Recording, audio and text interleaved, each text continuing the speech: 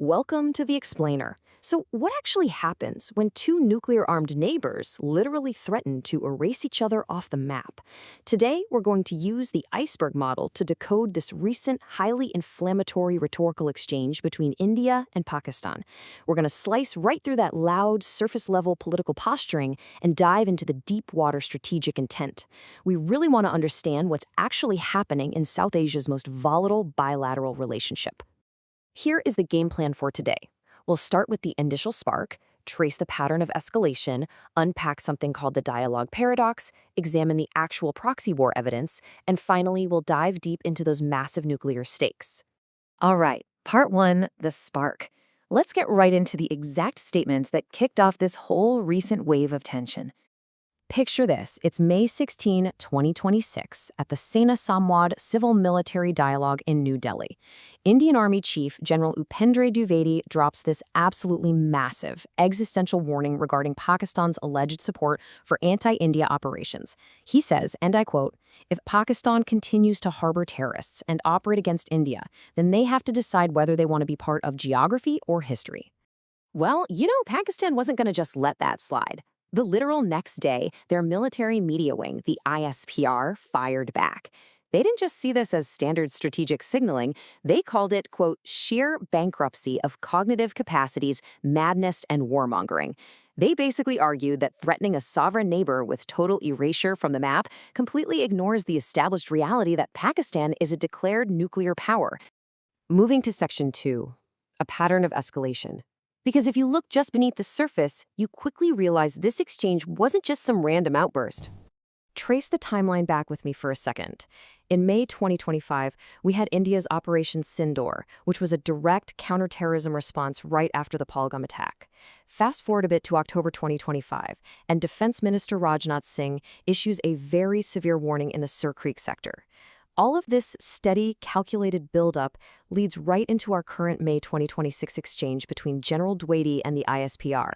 And remember, Pakistan is contextualizing all of this against their own May 2025 Marke-Haq standoff. It's this constant, cyclical drumbeat. So, you might be wondering, why use this intense doomsday rhetoric at all? Honestly, it boils down to calibrated strategic ambiguity. By pairing these really hardline public statements with quiet back-channel diplomacy, both states pull off a few crucial things at once. They maintain strong deterrence by projecting absolute strength, they preserve diplomatic off-ramps just in case things get a little too hot, and crucially, they reinforce these strong nationalist narratives for their domestic audiences back home. It's a highly, highly calculated performance. Which brings us to Section 3, the dialogue paradox. This is where the strategy exposes a fascinating, almost jarring contradiction. Consider this crazy dichotomy. At the exact same time that serving military officials like General Dwivedi are drawing strict boundaries and projecting firm resolve, you have folks like RSS leader Dattatreya Hosabale and retired General Naravane openly advocating to keep the window for dialogue open. On the surface, having hardliners and diplomats speaking at the exact same time seems completely, totally contradictory. But actually, scratch that. It isn't confusion at all. It's an incredibly orchestrated strategy known as multi-track messaging. Serving officials signal strong deterrence to project power, right? Meanwhile, retired figures and civil society allies quietly test the diplomatic waters. This brilliant ecosystem allows political leadership on both sides to float trial balloons, retain plausible deniability, and gauge reactions without ever officially losing face. Both India and Pakistan use this exact playbook. All right, on to Section 4, proxy war and evidence. If the public messaging is basically a deliberate maze, how do we figure out what's actually happening on the ground? As impartial observers, we've got to follow the forensics, and the claims here are a totally tangled web.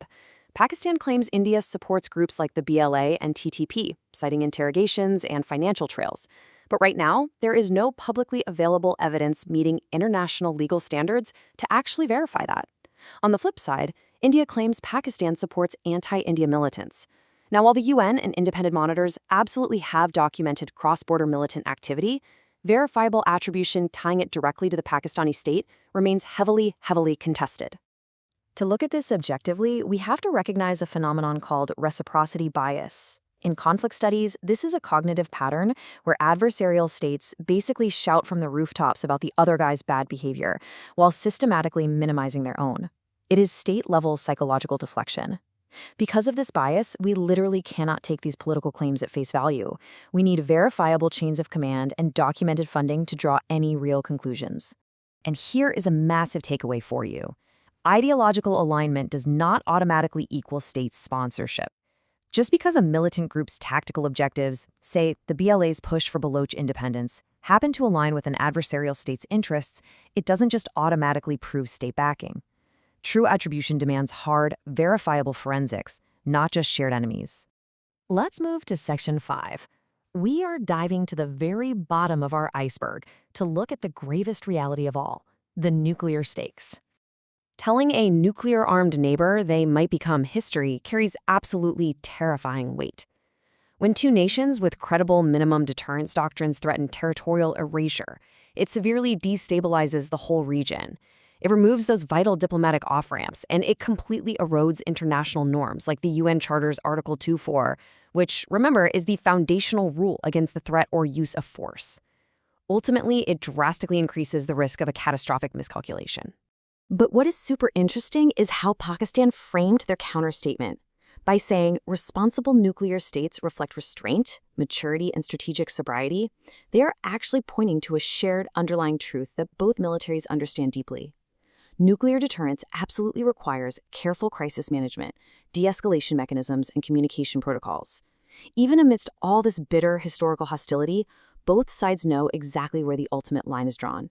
Now, while all the strategists are busy debating elite posturing and forensic attribution, we really can't lose sight of the human cost here. Civilians in regions like Jammu and Kashmir, Balochistan, and KPK, they are the ones who bear the actual daily consequences of these conflicts. Their realities demand independent documentation and a real humanitarian focus completely separate from the political crossfire. Real lives are on the line while the rhetoric just swirls above them. So, how do we make sense of all this noise moving forward? To truly grasp this conflict, you have to look past the loud quotes. First, prioritize observable actions over rhetoric. Keep your eyes on the troop movements, not just the speeches. Second, demand forensic verification for any proxy war claims. Don't just settle for assumptions. And third, keep a really close eye on Track 2 diplomacy, those unofficial, non-governmental dialogues, because that is where the real negotiations are happening quietly behind closed doors. I'm going to leave you with this final, provocative thought. In an era of literal existential threats, are we paying enough attention to the quiet, observable actions that actually dictate war and peace? If rhetoric doesn't equal intent, what invisible actions are shaping the future of South Asia right now? Thank you so much for joining me for this explainer. Keep digging into the facts, and we'll see you next time.